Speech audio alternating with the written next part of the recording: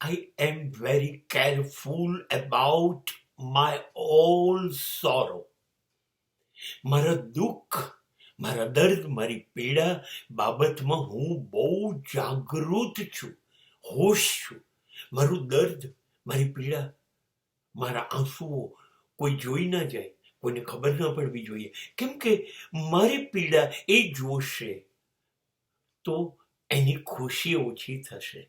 એની ખુશી ઓછી થવાનું કારણ મારું દુઃખ તો ના જ બનવું જોઈએ. હા, એવું બનવું જોઈએ કે હું હસું, એને હસાવું, હસું, એને હસાવું, અને આ સતત હસતા રહીએ. એમાં એ ખુશ રહે, એ ખુશ રહે, અને એ એનું દર્દ, એની પીડા, એ બધું ભૂલી જાય. તો કેટલું સરસ કહેવાય મારું ખુશ થવું, કેટલું સરસ કહેવાય મારું હાસ્ય.